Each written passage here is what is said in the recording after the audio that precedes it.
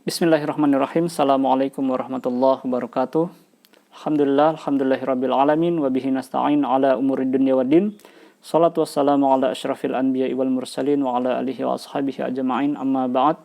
Baik rekan-rekan pembelajar hadis yang senantiasa kita semua memuliakan Allah Subhanahu wa taala.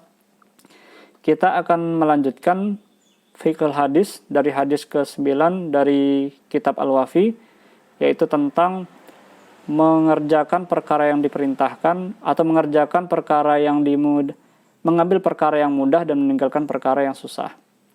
Nah, ini dari kitab Al-Wafi, kita mulai saja. Bismillahirrahmanirrahim. Min kitabil Wafi, syarah hadis Arba'in An-Nawawi lil Imam An-Nawawi rahimahullah, al-mu'alif Dr. Mustafa Dib Al-Bugha wa Dr. Muhyiddin Mistu wa nafa'ana bi ulumihim fi daraini amin. Yaitu pembahasan tentang al-maisur la yasqutul bil ma'sur. Kemudahan itu tidak menjatuhkan, menggugurkan sesuatu yang di kesulitan. Contoh di sini sebelum masuk ke contoh, kita ambil kaidah yang disebutkan oleh Al-Imam As-Suyuti dari kitab Al-Ashbah An-Nazair tentang kaidah ini. Dan beliau mengutip perkataan Imam As-Subki. Imam As-Subki mengambil dari kaidah yang disampaikan oleh sabda Rasulullah SAW yang terkenal, "Idza amartukum bi amrin fa'tu minhu mastata'tum." Jika ada perintah yang disampaikan kepada kalian, maka kerjakan sebisa kalian. Itu yang disampaikan oleh baginda Rasulullah SAW. Artinya kalau misalkan ada suatu perkara, bukan berarti kemudahan itu menggugurkan sesuatu yang sulit. Contoh, wa min amsilatin tatbiqin hadhil qaidah. Contoh dari kaidah ini apabila ada kita menemukan air atau orang yang sedang berhadas menemukan air yang sangat sedikit, kemudian air tersebut jika digunakan tidak cukup untuk membasuhi seluruh anggota tubuhnya. Maka bagaimana dia melanjutkan wudunya? Nah, di sini disebutkan wajib alaihi isti'maluhu fi ba'di a'dha'ihi wa yatayammamu 'anil baqi. Maka ketika air yang dia miliki hanya sedikit untuk berwudu, hanya bisa digunakan untuk membasuh muka, kemudian basuh tangan dan kepala, maka air itu sudah habis, kemudian air itu habis, maka sisanya bisa dilakukan dengan tayamum. Nah, dengan syarat air tersebut dengan syarat boleh melakukan tayamum setelah melakukan wudu dengan air tersebut hingga habis. Nah, ini melakukan hal tersebut bukan berarti kita meninggalkan berwudu kemudian langsung bertayamum. Nah, kaidah ini dilakukan ketika kaidah ini tentang al-maisur la yasqutu bil ma'sur, kemudahan itu tidak menggugurkan sesuatu kesulitan. Artinya kita lakukan dulu apa yang bisa kita lakukan dengan air tadi, melakukan wudu, maka setelah itu baru melakukan kemudahan dengan tayamum. Itu contoh yang bisa disebutkan. Karena Allah Subhanahu wa taala menyampaikan la yukallifullahu nafsan illa wus'aha. Nah, Allah itu tidak memberikan beban yang lebih dari kemampuan bagi yang bisa dipegang oleh hambanya. Nah, kemudian poin berikutnya tentang perkara at-tasydid fi ijtinabil manhiyat wa isti'salu juzurul fasad. Yakni penekanan untuk meninggalkan perkara yang dilarang sampai kepada suatu keburukan.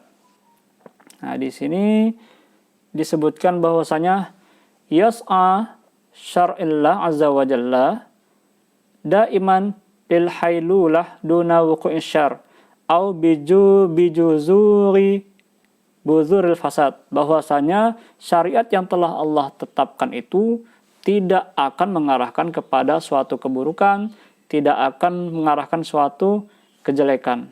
Walidha najid al-ihtimam bi amril manhiyat rubbama kana ablagu minal ihtimam bil ma'murat. Nah, jadi kita diperintahkan untuk memahami, untuk perhatian dengan perkara-perkara yang sudah diperintahkan. Nah, wa min huna yatabayyanu khata'u maslakul katsir minal muslimin. Di sini kita bisa lihat paling banyak kesalahan yang dilakukan oleh kaum muslimin adalah la siyama fi hadhil azminah, terutama pada masa sekarang ini, allati sya'a fiha at-tanaqud fi hayatin nas, terutama perkara yang bertentangan dalam kehidupan manusia, indama tajiduhum yahrusuna ala fi'lat ta'ah wal wajib, terutama dalam perkara melaksanakan suatu ketaatan dan kewajiban, rubama tasyaddadu fi iltizamil mandub wal mustahab. Kemudian penekanan untuk melaksanakan sesuatu yang sunnah, bainama tajiduhum yatasahaluna fil manhiyat, tetapi dia meremehkan perkara yang dilarang, mengerjakan apa-apa yang diperintahkan, mengerjakan kewajiban, kemudian menjalankan. Begitu juga tentang perkara sunnah, perkara yang dianjurkan al-mandub, tetapi juga meremehkan. Nah, tetapi meremehkan perkara yang dilarang. Nah, ini yang banyak terjadi di masyarakat. Nah, disebutkan oleh al-mu'allif di sini. Pagi beribadah, beriman, melaksanakan ibadah sholat, kemudian malam bergunjing, atau menjelek-jelekkan orang lain, atau melakukan perbuatan yang diharamkan, na'udzubillah, minum-minum khamar. Nah, ini merupakan perkara yang sangat dilarang oleh Allah. Nah, bukan berarti kita meremehkan perkara-perkara yang dilarang.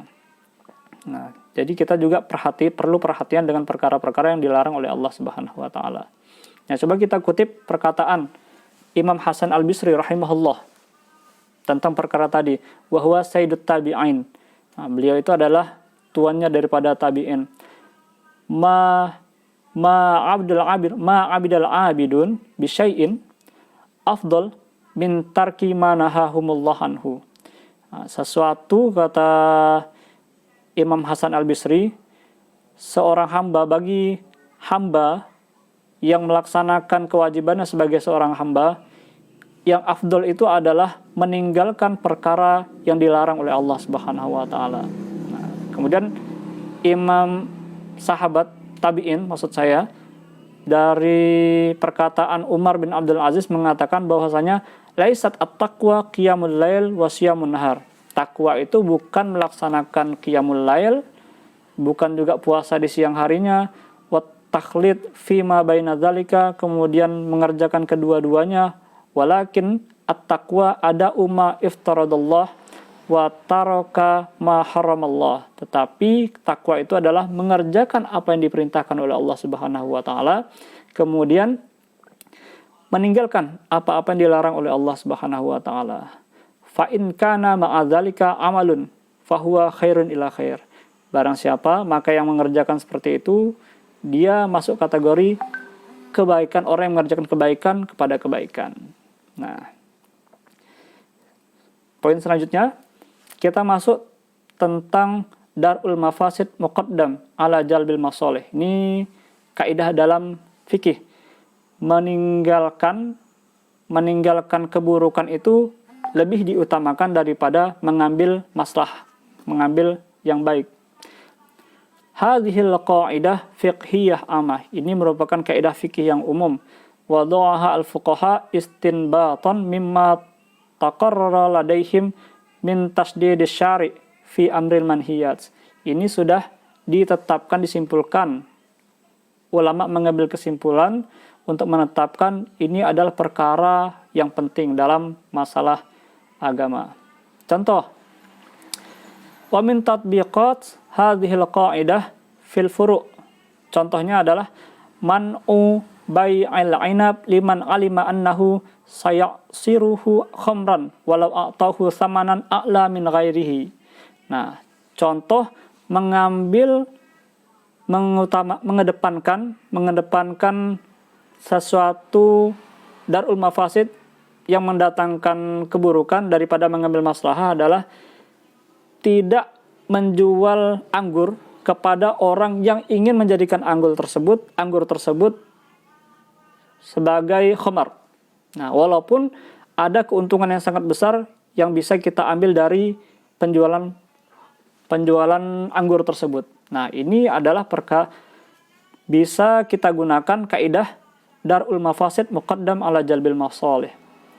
Nah, yaitu tidak menjual anggur kepada orang yang ingin menjadikan anggur sebagai khamar, sebagai minuman khamar, walaupun ada keuntungan yang besar.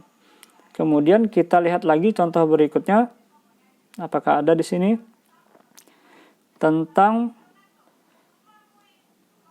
yaitu kadzalika tamna'ul mar'ah, tentang perempuan. Kadzalika tamna'ul mar'ah minal amal walau kana fihi naf'un laha idza kana fihi ikhtilat ma'ar rijal aw khalwah bihim. Nah, Syekh atau Dr. Mustafa Dib Al-Bugha dan Dr. Muhyiddin Mistu memberikan contoh bahwa begitu juga tentang pelarangan bagi perempuan yang bekerja walaupun ada manfaatnya, tetapi pekerjaan itu ada ikhtilat, ada campur aduk, bergabung yang mengarahkan kepada yang negatif antara lelaki dan perempuan sehingga menimbulkan khalwah. Khalwah ada berdua-duaan atau menimbulkan menimbulkan sesuatu yang membuat orang berpikir negatif. Maka ini lebih baik mendahulukan darul mafasid, ya, mendahulukan keburukannya daripada mendapatkan keburukan, daripada untuk mengambil untung, maka menghindari keburukan itu lebih didahulukan. Nah, kita lihat ada sabda Rasulullah Shallallahu Alaihi Wasallam dari sahabat yang diriwayatkan dari sahabat Abi Hurairah radhiyallahu an. Dia berkata, Rasulullah Shallallahu Alaihi Wasallam bersabda, la yahillu limra'atin tu'minu billahi wal yaumil akhir tusafiru musayyarah yaumun illa ma'adil mahram. Tidak boleh seorang perempuan yang beriman kepada Allah Subhanahu wa taala, kemudian beriman juga kepada hari akhir, untuk melakukan safar dengan, walaupun safar itu atau perjalanan yang mudah, kecuali bersama dengan mahramnya. Nah, itu dia. Jadi kalau kita bahas lebih dalam lagi, perempuan dilarang melakukan safar, dilarang melakukan perjalanan kecuali dengan mahram. Nanti ada pembahasan sendiri terkait dengan contoh dari hadis ini, tentang pemahaman hadis.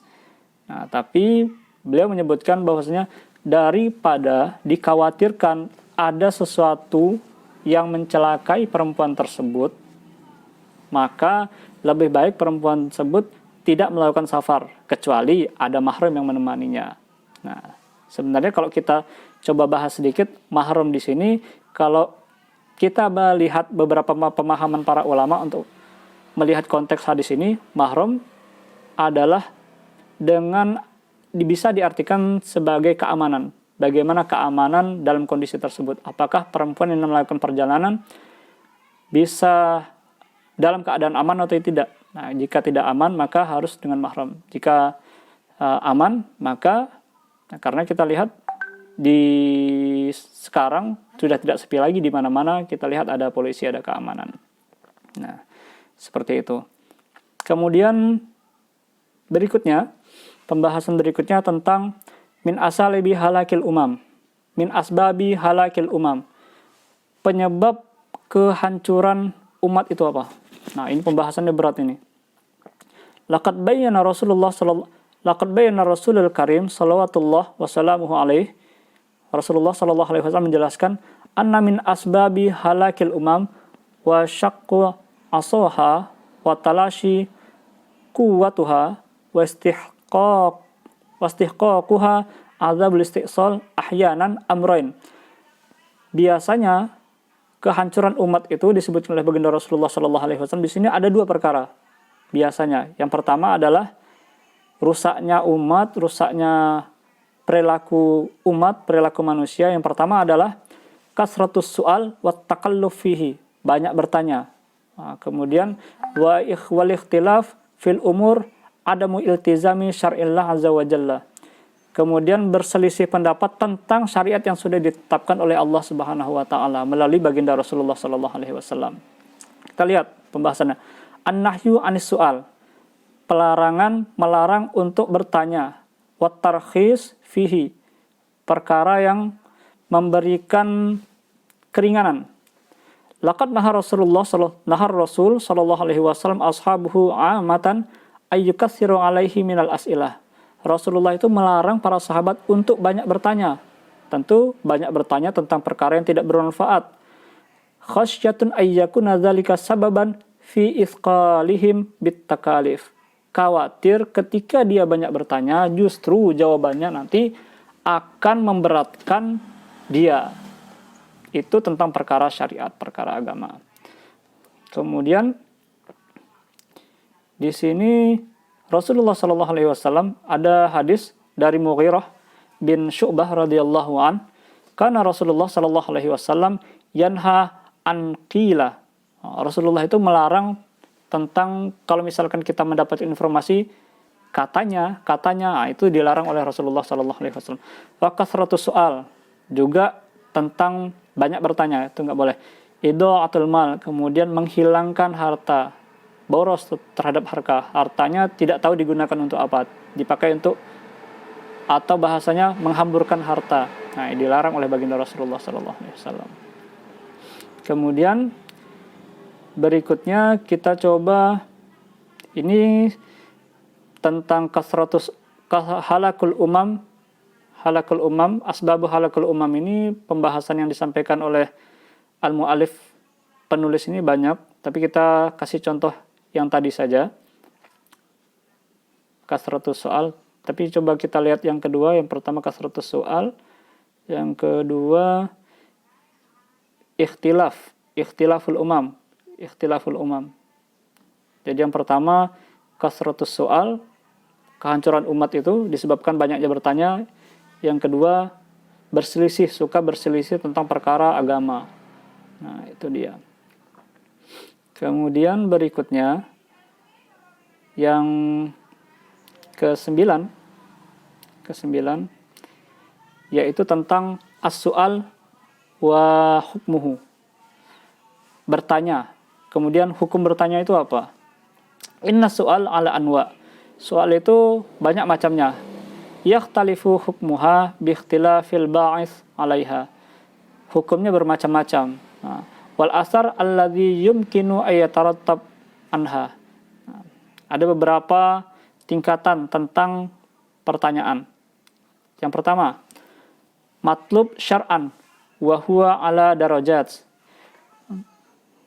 Yang pertama, soal itu soal yang dipinta, yang disyariatkan, yang boleh itu ada beberapa derajatnya. Yang pertama, fardun ainun ala kulli muslim, yaitu pertanyaan yang wajib bagi setiap kaum muslimin, yaitu contoh annahu la yajuzu li muslim tarkuhu wasukut anhu.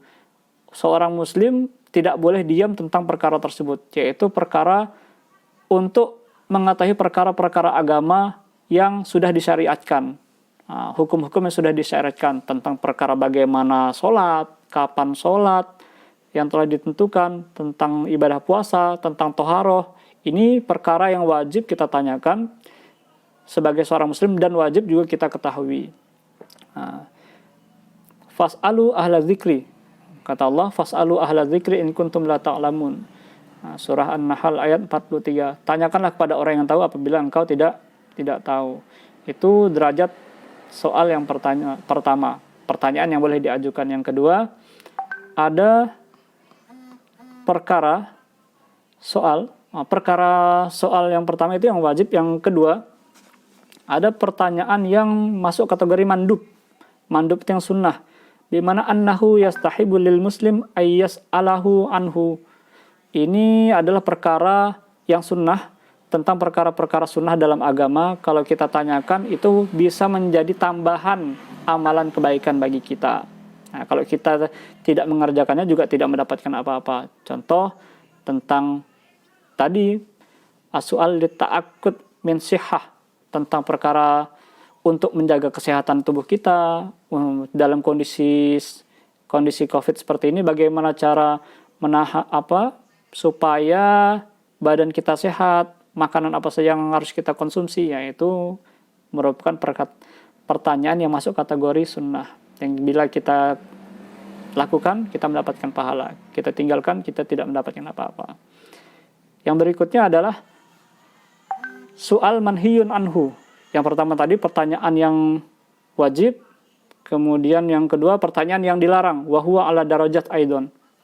Dia juga ada tingkatannya, yaitu haram, yaitu kalau kita tanyakan itu berdosa bagi kita. As-su'al amma akhfahullah ta'ala an ibadihi walam yatla'uhum alaihi akhbara an ilmihi khasan bihi subhanahu kasu'al an waqti qiyamis sa'ah wa an haqiqatir ruh. Nah, pertanyaan yang dilarang yaitu pertanyaan tentang kapan hari kiamat, kemudian bagaimana bentuk ruh. Nah, itu pertanyaan-pertanyaan yang dilarang dan tidak bisa dijawab. Nah, Rasulullah saja ketika ditanya oleh malaikat Jibril di hadis yang nomor 3 kita bahas itu tentang Islam, iman dan ihsan, Rasulullah mengatakan as-sa'il a'lamu minal mas'ul. Nah, yang bertanya itu lebih mengetahui daripada yang ditanya tentang perkara hari kiamat. Kemudian berikutnya dilarang juga perkara soal atau tentang mukjizat, talabul khawariq al-'adah inadan wa ta'annutan. Dilarang juga menanyakan tentang perkara, artinya meminta adanya mukjizat. Nah, itu dilarang. Kemudian berikutnya perkara-perkara pertanyaan yang dimakruhkan. Nah, yaitu yuhsinu bil mukallaf tarkuhu wala ya'thimu bisu'alihi. Pertanyaan yang pertanyaan yang dimakruhkan, tetapi jika ditanyakan juga tidak mendapatkan dosa. Artinya soal yang tidak ada manfaatnya. Nah, itu dilarang. As-su'al amma la yahtaj ilaih wa laysa fil jawab anhu faidatun amaliyatun. Kalau dijawab juga tidak ada faidahnya. Wa rubbama kana fil jawab ma yasu'us sa'il. Kalau dijawab pun bisa merusak atau bisa merugikan orang yang bertanya tadi. Nah, kemudian di sini disebutkan dari lebih kepada asbab urut. Nah, kalau kita baca asbab urut hadis ini, yaitu ketika ada Rasul menyampaikan diwajibkan atas kalian untuk melaksanakan ibadah haji. Kemudian ada sahabat yang bertanya, apakah setiap tahun wahai Rasulullah? Ya, Rasulullah diam sehingga orang tadi bertanya sampai 3 kali. Nah, ini masuk kategori pertanyaan yang dimakruhkan, tidak ada manfaatnya, lebih baik tidak ditanyakan. Kemudian selanjutnya adalah tentang poin berikutnya, kita lanjut saja tentang al-istighal anis su'al bil fahmi wal imtithal, tentang menyibukkan diri untuk bertanya supaya paham dan ada contohnya. Nah, ini juga perkara yang penting, yaitu menyibukkan tentang pertanyaan hingga paham, supaya paham, kemudian beserta minta dengan contohnya. Alladzi yata'ayyanu 'alal muslim ayyahtamma bihi wa ya'tani huwa ayyabahasa amma ja'a anillah ta'ala wa rasulihi summa yajtahidu fi fahmi dzalika wal wuquf ala ma'anihi. Kemudian kita sebagai seorang muslim boleh bertanya, menyibukkan tentang berbagai pertanyaan yang bisa memberikan manfaat untuk kita, kemudian dapat memberikan pemahaman yang baik untuk kita, bisa kita amalkan dalam perbuatan sehari-hari. Wa hakadza kana ashabun Nabi sallallahu alaihi wasallam wat tabi'in lahum bi ihsanin fi talabil ilmi an-nafi minal kitab was sunnah. Rasulullah itu mengajarkan kepada sahabat sehingga sahabat melakukan kebiasaan untuk bertanya kepada Rasulullah sampai dia paham, kemudian mereka melakukan kebiasaan mempraktekkan apa yang telah ditanyakan, ilmu yang telah dia dapat dari Rasulullah sallallahu alaihi wasallam. Nah, sa'ala rajulun Ibnu Umar radhiyallahu anhuma an istilamil hajar.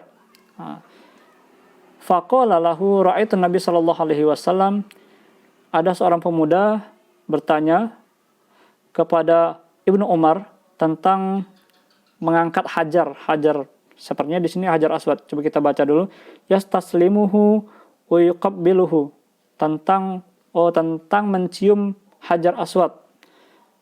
Mencium hajar aswad, mengangkat, memegang dan mencium hajar aswad. Faqala lahu ar-rajul ara'aita in zahamat, kalau misalkan aku melihat dia penuh ketika mencium hajar aswad tadi, ara'aitu in ghalabat anhu, kemudian aku juga atau aku ada kesempatan untuk mencium hajar aswad tadi. Faqala lahu Ibnu Umar radhiyallahu anhuma ij'al ara'aita bil yamin ra'aitu Rasulullah sallallahu alaihi wasallam yastalimuhu wa yuqabbiluhu. Aku melihat Rasulullah sallallahu alaihi wasallam, Rasulullah itu memegang hajar aswad kemudian menciumnya. Nah, maka ikuti, jangan banyak tanya, kenapa kok mencium hajar aswad? Kenapa kok memegang hajar aswad? Karena kata Ibnu Umar, aku melihat apa yang dilakukan oleh baginda Rasulullah sallallahu alaihi wasallam. Nah, artinya kita mencoba untuk mengambil hikmahnya, tetapi bukan menanyakan mengapa itu terjadi. Nah, maksudnya di sini adalah dijelaskan di sini, wa muradu Ibnu Umar radhiyallahu anhuma la hajatun ila fardil ajaz an zalika aw ta'siruhu qabla wuqu'ihi fa innahu yaftarul azam ala tasmim wa mutaba'ah. Bukan berarti mencium hajar aswad, memegang hajar aswad tadi untuk menyembahnya, bukan, tetapi ini sebagai wasilah mengikuti apa yang telah dilakukan oleh baginda Rasulullah sallallahu alaihi wasallam. Selanjutnya yang ke poin berikutnya, mauqiful a'immah al-mustahidin wal fuqaha. Nah, ini bagaimana kedudukan para ulama tentang hadis ini, tentang perkara ini. Faqad kana haula'i mu'azzamun himmahum al-bahthu an ma'ani kitabillah wa ma yufassiruhu minas sunan as-sahihah, yaitu para ulama melihat tentang pentingnya perkara ini, itu ada dalam Al-Quran, kemudian ditafsirkan oleh para ulama dari yang ulama kutip dari sunan atau hadis yang sahih, wa kalam sahabah, dan perkataan sahabat, kemudian perkataan tabi'in, bahwasanya an sunnati rasul wa ma'rifatu sahihiha wa saqimiha thumma iltafaqahu fiha wa fahmuha wal wuquf ala ma'aniha. Intinya adalah ulama menyepakati tentang perkara bahwasanya bertanya itu boleh, tetapi bertanyalah pertanyaan yang memberikan manfaat, bukan bertanya tentang perkara-perkara yang tidak memberikan manfaat, bahkan yang dapat menyusahkan diri kita ketika mendapatkan jawaban tersebut. Kemudian selanjutnya adalah as-su'al amma lam yaqa. As-su'al bertanya tentang sesuatu yang belum terjadi. As-su'al anil ilmi al-mahmud idza kana min ajril amal la biqasdil mara' wal jidal. Walihadza kana katsirun minas sahabah wat tabi'in yakrahuna su'al anil hawadits qabla wuqu'iha. Jadi bertanya tentang yang belum terjadi. Nah, sahabat itu sangat membenci pertanyaan-pertanyaan yang belum terjadi. Wala yajibuna an zalika. Sangat tidak senang bertanya tentang nanti gimana, bagaimana ini, apa yang akan terjadi. Nah, itu pertanyaan yang sangat dibenci oleh para sahabat. Kemudian selanjutnya kita coba masuk ke poin berikutnya saja. Su'alus sahabah radhiyallahu anhum lil amal. Nah, sahabat itu kalau bertanya pasti sahabat ingin mempraktekkannya. Kemudian karena ashabun Nabi sallallahu alaihi wasallam yas'alunahu ahyanan an hukmin umurin yatawaqqa'unaha. Sahabat itu bertanya tentang perkara hukum pasti akan mengerjakannya, melakukannya. Wa yaghlibu an zannihim wuqu'ihim. Kemudian sahabat juga berpikir, terlintas dalam pikiran wahum laisu ala qurbin min Rasulillah sallallahu alaihi wasallam. Fahum yarghabu ma'rifatu hukmillah.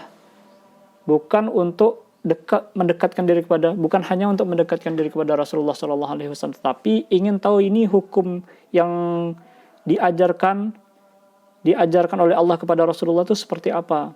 Nah, liya'malu bihi fihi, agar bisa dipraktekkan, dilaksanakan oleh sahabat pada waktu yang ditentukan. Kemudian selanjutnya tentang perkara at-ta'ah wal imtithal thariqus salamah wal falah. Ketaatan itu kita perlu taat, kemudian melaksanakan apa yang telah diajarkan dalam agama, itu akan memberikan jalan untuk selamat dan sukses dan beruntung. Laqad hazara Rasulullah sallallahu alaihi wasallam min maslaki ulaikal aqwam ila ulaikal aqwam. Rasulullah sallallahu alaihi wasallam sudah memberi peringatan jalan kepada orang-orang alladzi waqafu min rusulihim mauqifut taraddud wal asyan, supaya umatnya itu tidak ragu dan tidak bermaksiat. Fastahaqqu ayyukhadhu bil azab, supaya umatnya juga ingat dengan adanya azab. Kemudian nanti kawan-kawan bisa cek sebenarnya pembahasannya atau ayatnya yang bahas tentang ini dalam surah Al-Baqarah ayat 285 sampai 286 tentang firman Allah sami'na wa ata'na, bahwasanya ketika ada perkara seperti itu dari Rasulullah tentang perkara agama, perintah, katakan kami mendengarkan dan kami mentaatinya. Itu nanti bisa kawan-kawan baca seterusnya pembahasan tentang tadi. Kemudian berikutnya adalah at-tahdzir minal ikhtilaf wal hathu 'alal wihdah wal ittifaq. Nah, hadis ini juga menyampaikan pesan bahwasanya kita diperingatkan untuk tidak berselisih. Berselisih boleh, tetapi berselisih yang memberikan kesepakatan, tidak berselisih yang dapat memecah persatuan keumatan, yang dapat memecah kebersamaan. Nah, dalam surah Al-Anbiya itu disebutkan inna hadhihi ummatukum ummatan wahidah, bahwasanya umat kita ini, kata Rasulullah, umat ini, kalian itu adalah umat yang satu, wa ana rabbukum fa'buduh. Mohon maaf, ini perkataan Allah dari surah Al-Anbiya, kalian itu adalah umat yang satu. Aku Tuhan kalian, kata Allah, maka sembahlah aku. Nah, selanjutnya kita coba pembahasan terakhir saja ini. Kita cepatkan tentang al-khatar fi ittiba'il hawa, bahaya mengikuti hawa nafsu. Di sini dijelaskan bahwasanya kita dilarang untuk mengikuti hawa nafsu karena ayyakunal hamil ala ikhtilaf fid din wal masalih wal ahwa wal ainat wal baghi, yaitu sesuatu yang bisa mengarahkan kepada perbedaan masalah agama, wal masalih wal ahwa. Kadang masalah agama itu kadang ada maslahatnya, terkadang kalau misalkan perkara itu selalu diangkat, dibeda-bedakan, maka nanti bisa mengarah kepada ingin mengedepankan egoisme, hawa nafsunya. Nah, itu dilarang. Kemudian pembahasan berikutnya, amal khilaf lin nashi an dalilin wa yastanidu ila aslin. Falaysa huwa al-maqsud fil bab li'annahu khilafun fil furu' wa laysa fil usul. Kita boleh berpendapat tentang perkara-perkara furu', tetapi dilarang untuk berbeda pendapat tentang perkara-perkara usul. Perkara-perkara usul atau perkara-perkara pokok-pokok dalam ajaran agama. Nah, seperti itu. Furu' itu perkara-perkara tentang pemahaman fikih, pemahaman hukum. Asal kita memiliki dalil, terutama yang dapat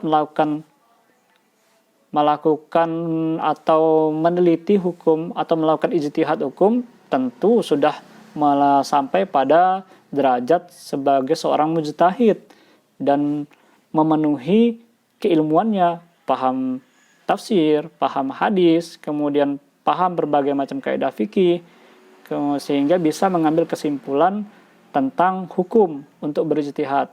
Nah, ketika ada perbedaan, masing-masing ulama memiliki dalil, nah itu sesuatu yang diperbolehkan, tetapi berbeda pendapat tentang perkara-perkara yang usul pokok-pokok masalah agama atau perkara-perkara furu' tetapi tidak memiliki dalil yang kuat sehingga memperdebatkan, yang ada adalah perdebatan, maka ini sesuatu yang dilarang dalam agama. Terakhir, yang bisa kita petik dari pembahasan hadis ini adalah annal hajj yajibu fil umr marrah wahidah ala min man tawaffarat lahu asbabuhu wa tahayyat lahu subulahu wa milkun nafaqah al-lazimah. Milkun nafaqah al-lazimah. Bahwasanya kalau kita lihat kesimpulan dari hadis ini, ternyata pembahasannya panjang sekali tentang beberapa permasalahan tentang dilarangnya bertanya tentang perkara yang tidak penting, boleh bertanya tentang perkara agama yang bisa menambahkan pengetahuan agama bagi kita, menambahkan keimanan. Nah, ternyata di sini faedah yang bisa dipetik dari hadis ini, yaitu karena asbab urut dari hadis ini adalah tentang haji, maka Syekh atau Dr. Mustafa Dib Al-Bugho dan Dr. Muhyiddin Mistu mengatakan faedahnya adalah haji itu hanya wajib dilakukan dalam seumur hidup itu satu kali. Nah, fil umr marrah wahidah. Nah, kemudian yang kedua kalinya itu adalah sunnah. Nah, tidak diwajibkan untuk melaksanakan ibadah haji. Nah, namun banyak sekali yang bisa kita bahas dalam hadis ini, sampai 2 video yang bisa kita buat. Semoga bermanfaat untuk kami pribadi dan untuk rekan-rekan teman-teman pembelajar hadis. Wallahu a'lam bishawab. Kami akhiri. Wallahul muwaffiq ila aqwamit thoriq. Assalamualaikum warahmatullahi wabarakatuh.